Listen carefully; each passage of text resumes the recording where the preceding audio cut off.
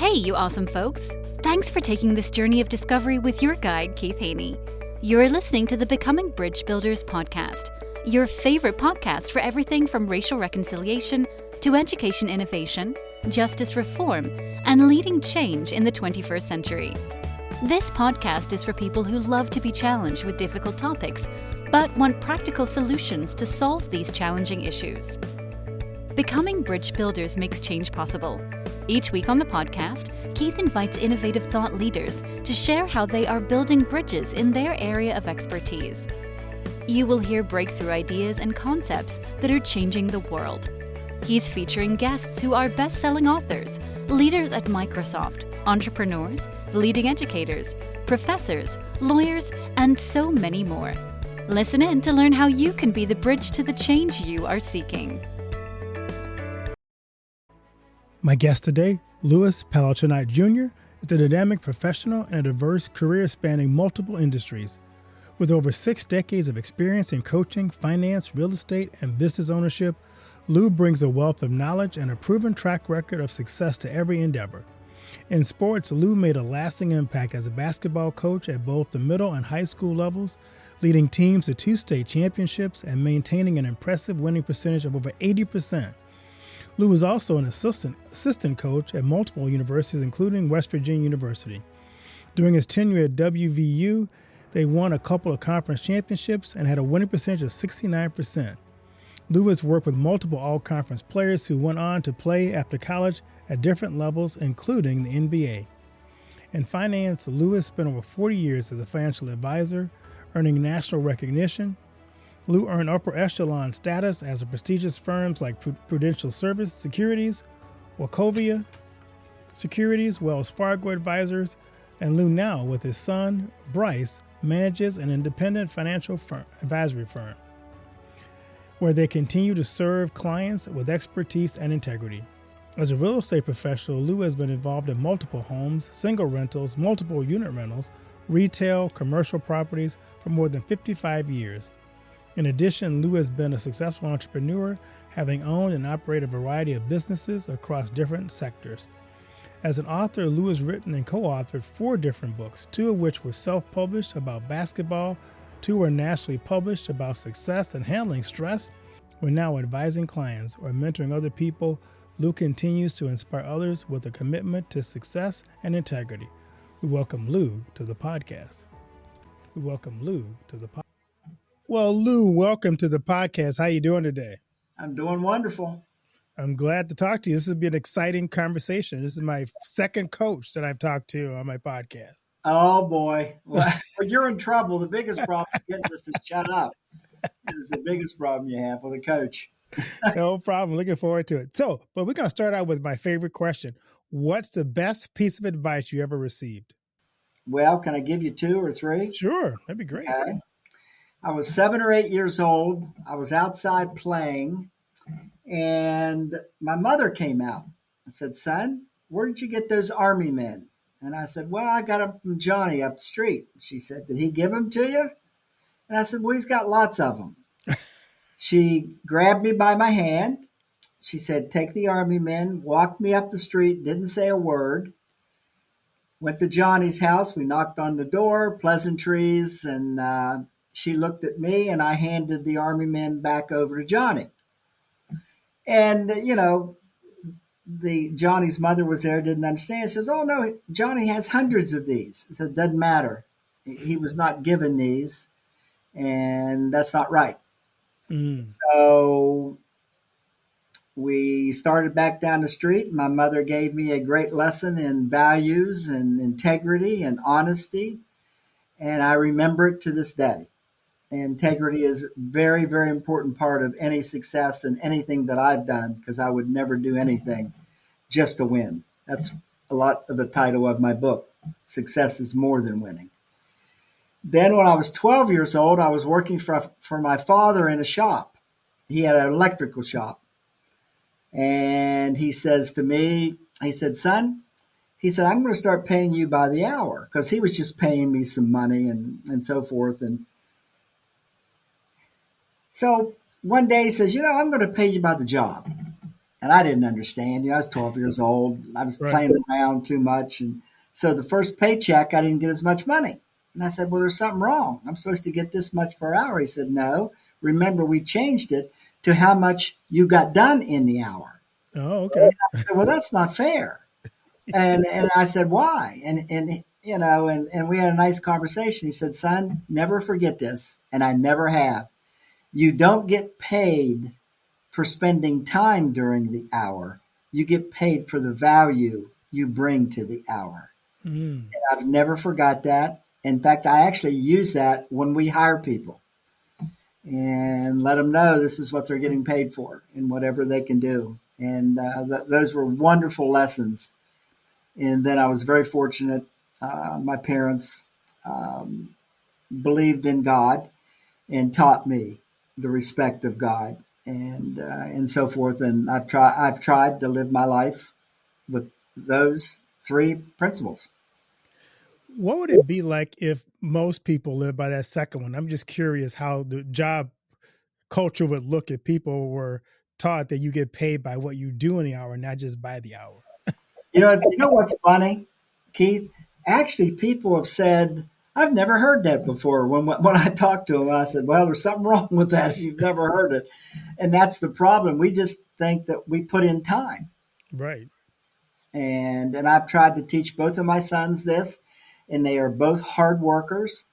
And I'm always very proud that when I go to where they work, the managers just say, oh my gosh, I'd take 100 of your kid.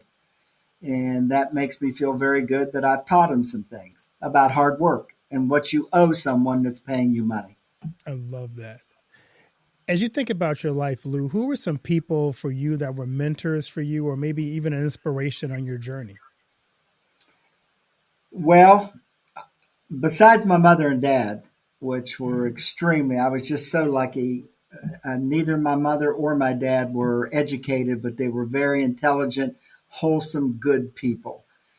And as I get older and as I've gotten older, I've realized, boy, how lucky. In fact, I'm not so sure, Keith, I've done as well as I should have to have had as good of parents as I had when I realized that a lot of people weren't that blessed. And so that helped start everything because everything goes back to those lessons. But one of the things that research proves to us, it's kind of interesting, that if you have a mentor or someone that you looked up to that gives you great advice and so forth, you have a 65% better chance of being successful on your goals. If you are continuous with that coaching or mentor, you have a 95% chance because somebody else is telling you what you do wrong. So anytime, in fact, there's a chapter in the book about the importance of mentors and coaches. And when I was really 19 when I started coaching. I was coaching in junior high. And my first job, I was 21 and I was coaching in a high school. First place I went was to my idol, John Wooden. Mm. I went out and watched a UCLA practice and learned the 4 mindsets of success and watched him do it. And how lucky at 21 years old. And I've pretty much followed all his principles from his definition of success and the idea of staying even keel. Now, we're talking 50 years ago when I was coaching high school, more than 50. And everybody was a screamer and a yeller except me. I was not because of John Wooden. Keep everything even keel. And I've been that way most of the time. I very seldom lose my cool. And every once in a while, it happens. The devil enters in and says, how are we going to do this to you? But yeah. And then in finance, I was reading Warren Buffett when I was 18, 17. I bought my first stock at 17. I had such a great respect for him. What a man to follow in the finance world. So I've always had mentors. I believe in mentors. Give you a quick story. My son, who now runs, my oldest son, Bryce, who runs my finance business, we were talking one day and I said, son, you need a coach. And he said, Dad, I've got you. And I said, son, I've helped you as much as I can. And where you want to take the business, I've not been there. You need to find somebody else. And he brought in somebody else that's helped him immensely to do the things that he wants to do. Mm. And so, big believer that mentors and how important they are. In fact, that's one of the keys to success as far as I'm concerned.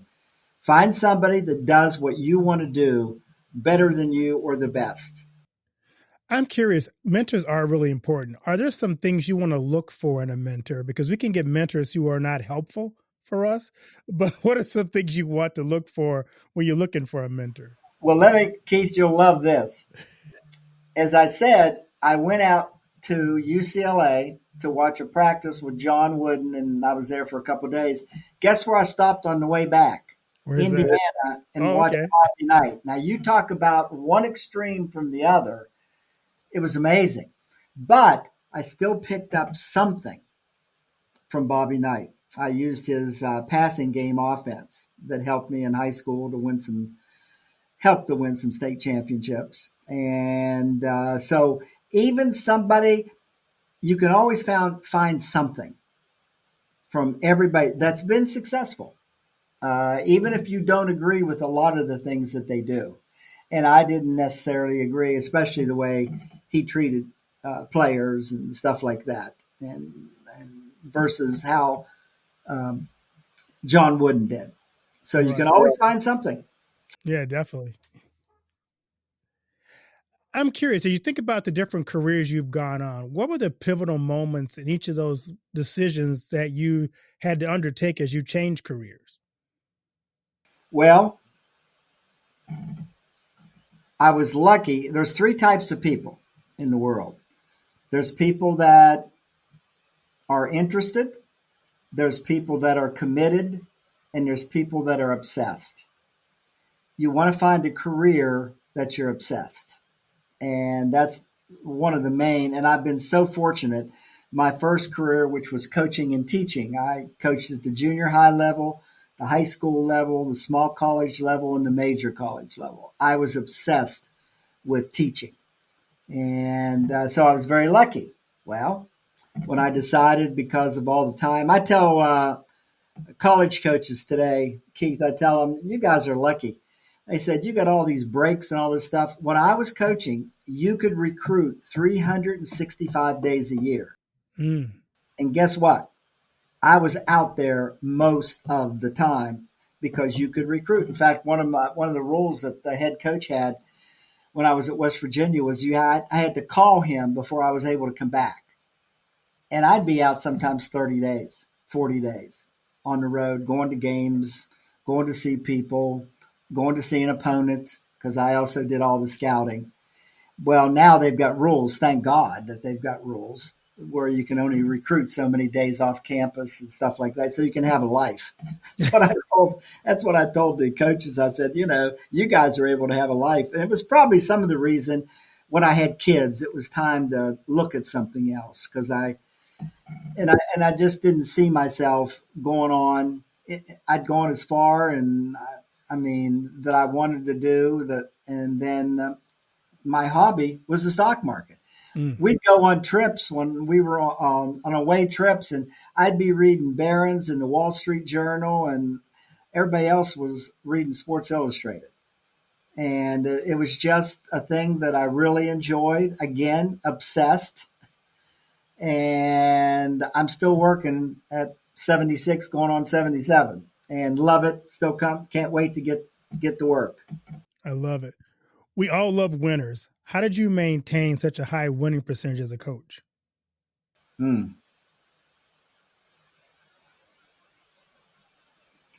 Well, I think when you look at factors of success, number one, I was obsessed. I could literally work 18 hours a day, 7 days a week. I didn't, because I believe in priorities in life. And it was, they were hard because I was just so driven, because I loved it. I loved it so much. But so being obsessed, you want to find a career where you're obsessed. If you're just interested, then you're just showing up. Now, if you're committed, it's almost like committed is pretty good. If you're committed to something, but it's that extra little bit that wins, more games and stuff like that. I also believe it was because of the mentors that I had that I wasn't afraid to go out and look at the best of the best, and also that as I learned later in life how important good players were. I used to think maybe I had something to do with it. Heck, I did. I think it was just the players. When I was watching the films the other day of the couple state championships we won when I was in high school, and I looked at that and I'm saying, how in the heck did we win? I mean, my golly! I mean, the strategy was just so basic. I was very basic, but there's no question. As I look back on it, Keith, I was very lucky to understand that it took growth of your body, your mind, and your skills. And that's what I was unbelievable at. In fact, I wrote 2 books on basketball. One was on body development for basketball, and the other one was on the skills of basketball. And I would actually give the skills to the players in a book form, and they would be graded not only on their knowledge how to do the skill, but to be able to perform it. And I learned a lot of these things again from Wooden. Wooden wouldn't let you in a ball game do anything that you couldn't do well in practice. It wasn't even a thought. He took that choice totally out. Now, you're not allowed to shoot the ball except 3 feet, or you're only allowed to shoot from 10 feet, but you can't shoot it. They didn't have a 3-pointer, but you can't shoot it from long until you can do it. And there's no question. That's the whole premise of my book. It's about getting better every day at something. And it deals with all the different skills, whatever career you're in. You figure out, just like I did, here were all the things it was going to take to win in basketball. You had to have the body. Like, we increased jumping ability an average of 8 inches on kids. Wow. Now, that's a lot. I mean, that is a lot. That's a lot different. It can make a difference. Back then, also, Keith, there were a lot of jump balls, so it made a difference. Yes. And so it was just development of skills for whatever it was. And for this, it was basketball. And I actually, I still remember the course, that I took that talked about how you have to understand a skill to do it well. And it doesn't mean you slow down to think about it, but just when you're working on it so that you're working on the right things. That's all. Love that. So what inspired you to write the book, Success is More Than Winning? Oh, wow. Wow. Well, I think it's pretty simple. As I got later in my career, one of the things I've wanted to do is always give back. I loved my days in high school, and I wanted to go and talk to high school. I mean, I'm just an average guy. I don't have a big name like John Wooden or anything like that, but I think I have a lot of good things to share with young people. And somebody said, Lou, if you had a book, it makes it easier. And it has. It has. I have now about 25 talks. In fact, next Tuesday, I'm down in Florida. I'm down in Naples right now, in Naples, Florida, and I'm giving a talk to about 160 football players. They have a football day. Football is pretty important in Florida. Yeah. And, they're bringing the top 5 or 6 kids from the 18 high schools in Lee County, Florida. And I get to talk to them about what we're talking about. And I'm really excited about it. And I've got some other ones up in where I also live in West Virginia. And I've got talks there in Pennsylvania and Maryland. And so, that's what I want. And because of the book, it's made it easier. I can send a book to a principal, say, I'd like to come talk. They always ask me, what's it going to cost? I said, nothing. And they said, are you sure? I said, yeah. I said, I'm trying to give back. That's all. So pouring into young people is so important. What message do you want, or do you hope to communicate to young people more often than not? Well, that's a good question, Keith. It's the idea of how I've lived my life because of listening to successful people. I'm not the originator. I'm not going to sit here and say I am. I just was a good follower. I've really been a good follower. I've listened. In fact, listen to this research before I get into it. There's research out there that proves that the kids that listen to their parents, that listen to their teachers and their coaches are more successful. Mm. I mean, it's like common sense. Yeah. But we had to do research to prove that. And so I'm going to tell all these kids this. Okay, what does that tell you? It tells you if you listen to people that have done something, it's going to help you in life.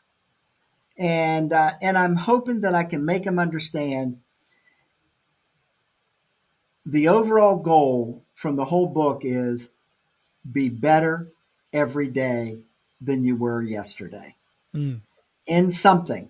How do you do it? There's all kind of ways. You can. I try to work out in the mornings, so I've already worked on my body. I try to read 20 pages at least and learn some new concept or some new thing. It doesn't take that long. Right away, so by the time I get started to work, I've already done what my overall goal is, and that is to improve myself some way.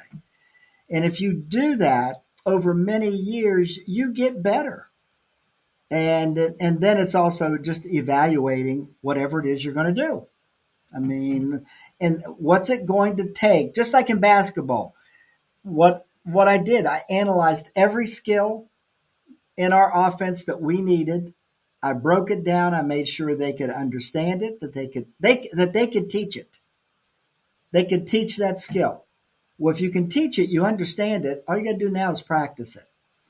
And that's one of the reasons that I know, looking back, that our teams got better and we were very successful. And it's just, I was so lucky at an early age to listen to some good people.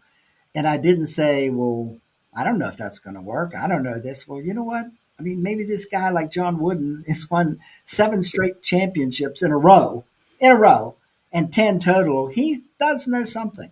He might know something, right? Yeah, he might. And, I can't tell you this, Keith. I don't know why. I listened. I don't know why. A good friend of mine, Tony Fergale, who was involved in some of my books, my basketball books, who's passed away, just a great guy and great coach. And he said, Lou, you were the most mature high school kid I've ever known. And I said, really? I said, I didn't think I was. I said, I was a little naive, I thought. He said, no, you might have been naive, but you listened to people that were successful. And now we have research that proves it, for God's sake, that if you listen to people that have been successful, you have a good chance of being successful. That's awesome. How do you define success? We just talked about success is more than winning, but I think that term success is very elusive today because it's not about money. It's not about power or influence, but how do you define success? Again, I'm 19 years old and I'm reading a book by John Wooden, and right here it is. Success is peace of mind, which is a direct result in the self-satisfaction in knowing you did the best to become the best you're capable of. That's my definition. I never talked about winning with my teams. It was always do your best. That, how you go in with your hands. Yeah. All it was do your best. That's all you can ever be. You can't be more than that. Now, someone said, but what happens if you lose? And I said, well, that's a good point. But it tells you the things you have to work on. That's all. It tells you things that you're not good enough here. And one of the things that I always did, again, learned at an early age, first year in coaching, I'm 21. We go 20-1. We go to the state tournament. We lose in the semifinals, lose to a team that wasn't as good as us, but they played a better schedule. And so the next year I had some people that talked, and I talked to some people in college, and they said, Lou, play better teams. It'll prepare you. You're going to lose some. And we did, but we won our first state championship the second year. And one of the teams we played, it was almost like the Hoosiers story. They had 2,400 kids. We had 200 in our school. We beat them. And it was just, but it helped us. It gave us closer games, tougher games. And so in the state tournament, when it got tough, we'd been there. And so, yeah. It makes sense.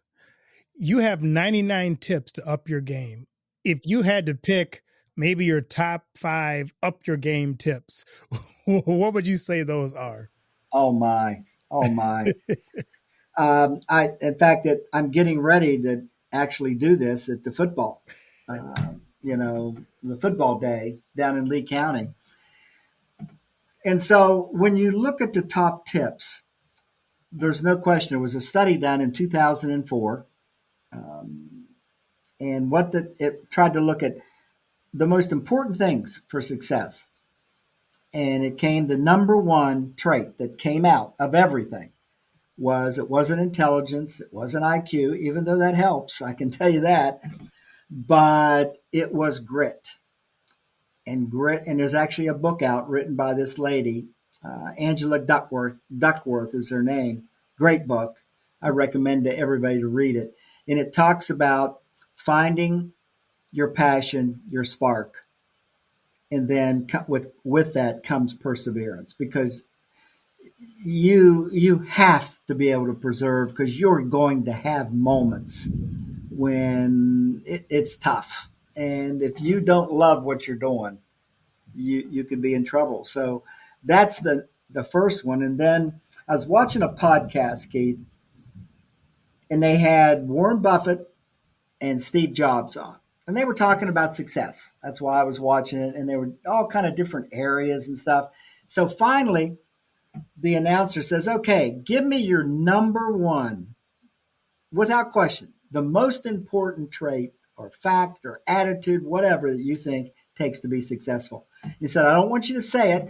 Gave them both tablets. I want you to each write it down. So they take some time. They write down their answer. They said, okay, turn them over. They turned them over. They had both written the same word. And the word was focus. It's able to focus on what, and boy, it's a very simple word, but man, does it involve a lot of things. It's getting rid of all of the things around you, all the things that deter you. Those are the kinds of things to be successful that you have to do. And so, there's two things. Now, one of the most important things you can do in life, if you want to be successful, there was a 100-year study. I have a lot of studies in the book, by the way, too. I have like 75 studies, 90 stories, patterned after Chicken Soup for the Soul. So it wasn't my idea. I'm a great copier. Of whatever it is, it's success. And so all the different things that it comes down in this study, and it studied what's the most important for happiness, success, and longevity. 100-year study. They kept replicating it and finding things. Came down to your connections in life. So as young people, I tell young people in high school, get involved in every club. I don't care if you're a football player, a basketball player, go do drama class, do different things. You're going to make yourself much more versatile. You're going to meet different people that you never know down the road, how important those connections are. And it's kind of interesting. You'll love this story. I was fortunate enough in my first year in finance, I won a national award. I was Rookie Broker of the Year in the whole country. That's out of Morgantown, West Virginia. Wow. A little small town. And I'd beaten people in LA, New York, Chicago. I thought I was pretty good. I said, man, I must be really good. Well, it took about 25 years later, I read this study and I said, you know what? I don't think I was that good. I think it was just all my connections, because I went to school in that town. I coached, won state championships. Then I coached at the university in the same town. I knew thousands of people. So the reason I won the award, I wasn't the best. I just had the best connections. Right.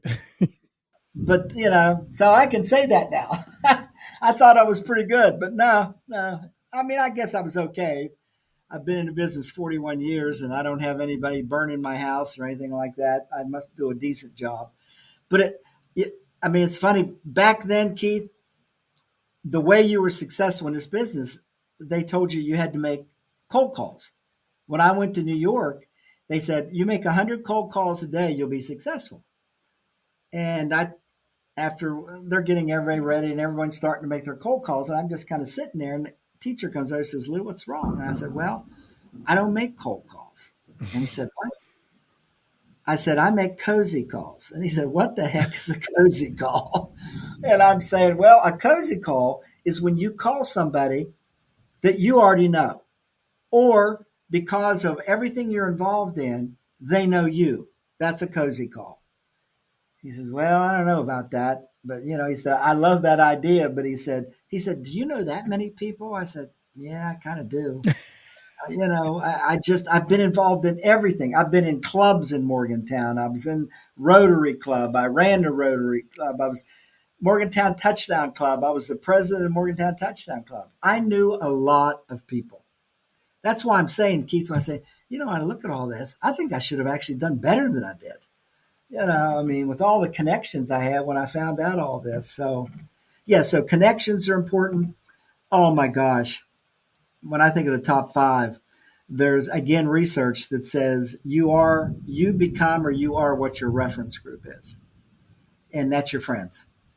And there's actually nothing that's more important, especially in the teenage years, because we know what can happen if you get in with the wrong people and stuff like that.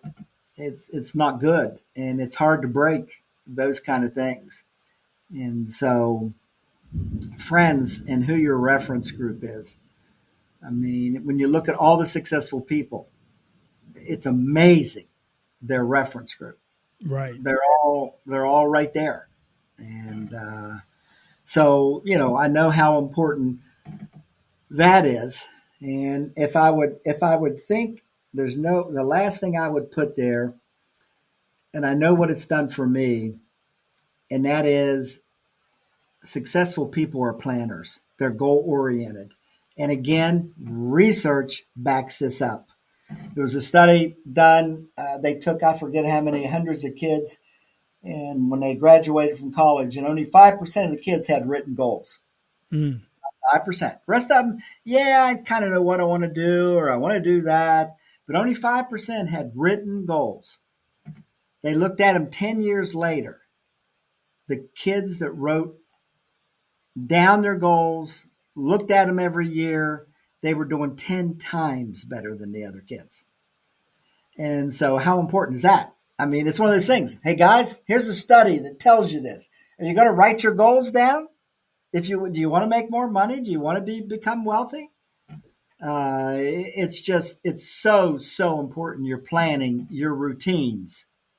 In fact, I'm putting together a workbook now that has goals, vision boards, where you can do a vision board. You do your goals, your vision boards.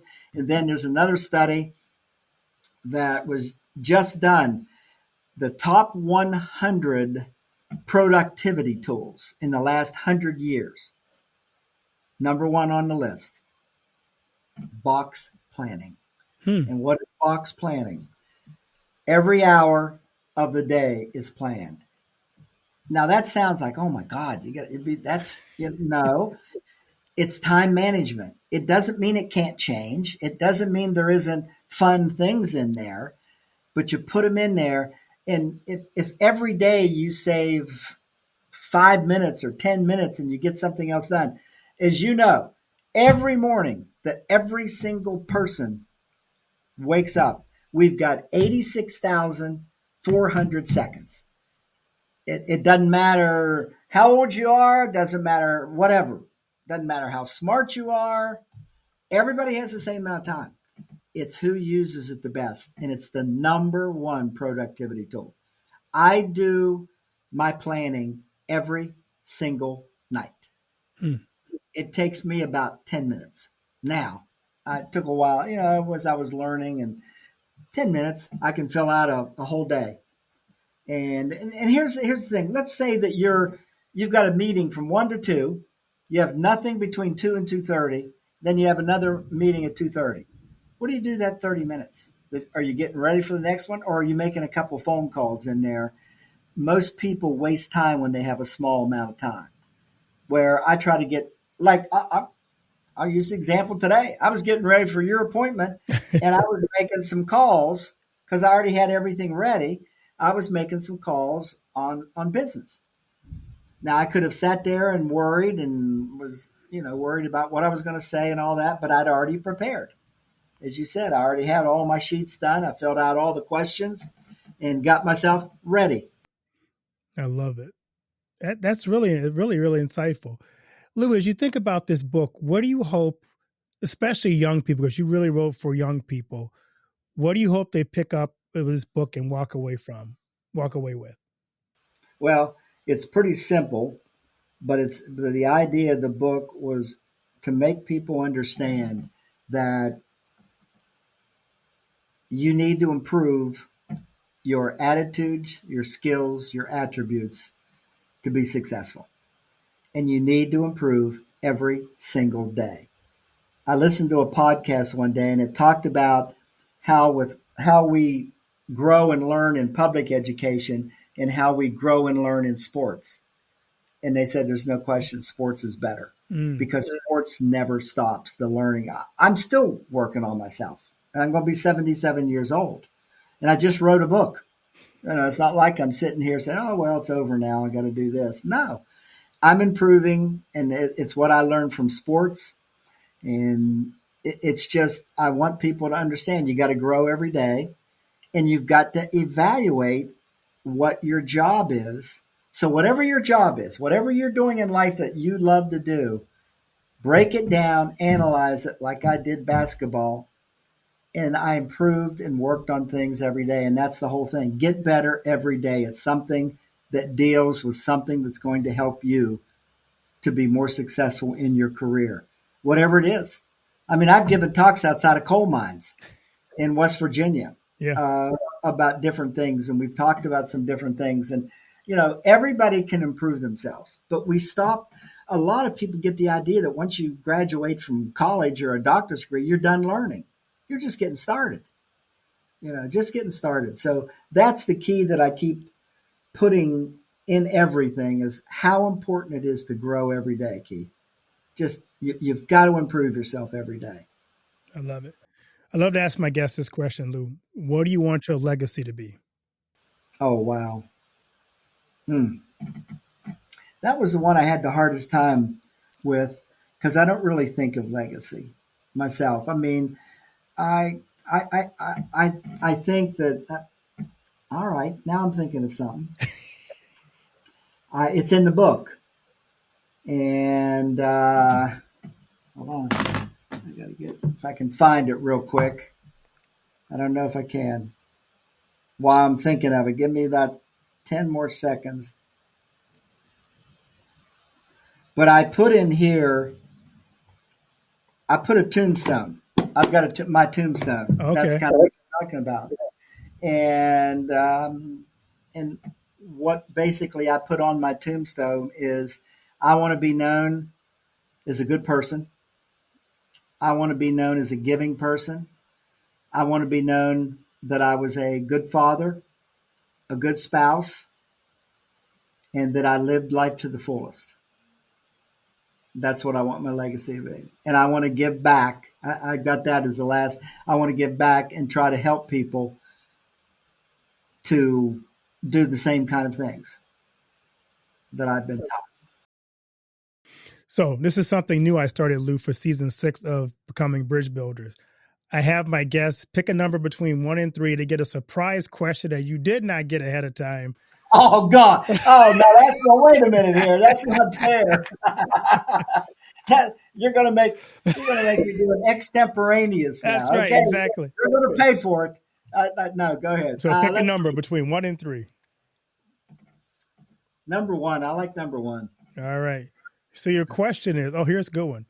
What would be the worst movie sequel ever made? Oh, my gosh.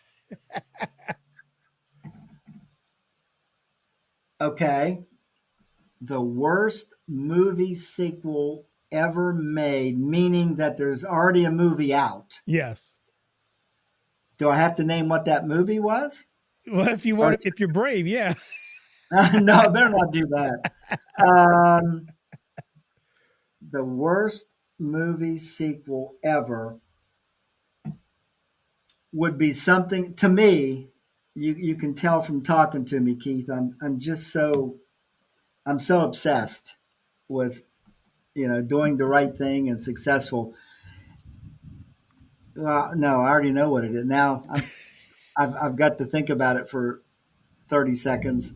Would be a movie that taught young people that it's easy. Mm, And there's only one way. I mean, in fact, I pick up books. I'm an avid reader. That's the other thing that I would add. That was the thing that I forgot of the last one was reading, how important reading is. But it would, and one of these things makes it sound like there's only one thing it takes to be successful. Well, let me tell you, there's no secret sauce to success. right. And you're lying to people if you tell them that, because it takes a lot of different things. That's like there are, you can work hard and still not be very successful. Right. Because, I mean, if you're in the wrong area or you don't have good people around you or you don't have good talent around you and all those kind of things. So, yeah, the worst sequel I could ever see, and unfortunately, there have been some movies like that give you this idea that there's some great, because I'm a great movie watcher. I watch movies almost every night. That's my way of getting away, and I love movies. And most of them really give you good things to think about, but it would be a movie that tried to make it sound easy. Right. Be like Hoosiers too would be another one. There we go. Yes, yes, yes. I like it, Keith. That's exactly. I like it. I like it. So, Lou, where can people find your book? The Success is More Than Winning, and connect with you on social media. If somebody wants to have you come out and talk to their young people, how can they Yeah, connect with you? and you know what's funny? I've had some podcasts, and I've actually had some people get a hold of principals in different states, and I said I'll go just about anywhere because I love to travel, Yep. and I'll make some kind of trip out of it, and so forth. So the best place is to get a hold of me is on my webpage was yesyoucansucceed.org. Yesyoucansucceed.org. And you can buy my book on Amazon. The book's on Amazon and Barnes and Noble. A lot of the Barnes and Nobles have it. Unfortunately, I'm not a well-known. I'm not like. I mean, talk about luck. My book comes out, and the same week, John Mitchell comes out with his 25th book. I mean, it's like, oh boy, nice guy to have to try to follow. And I think he's already got 500 reviews on his book, and I've got 22. But they're all good. That's good. But they're all good. They're all good. Yeah, they're all good. And people are really, the people that have given me the reviews have given me really nice reviews. I've been very fortunate. And then, like I said, I'm on Facebook and LinkedIn by my name. All you got to do is look my name up, and I accept everybody. That's so great. Well, Lou, thanks so much for taking the time to pour into my audience and hopefully pour into young people with the idea of what it takes to kind of press through the noise and find that unique passion of theirs that makes them successful in their life and in their journey. Keith, thank you very much. It's been a pleasure and very easy conversation. If you ever need me back on again, all you got to do is call me. Well, you are welcome anytime, my friend. Thank you.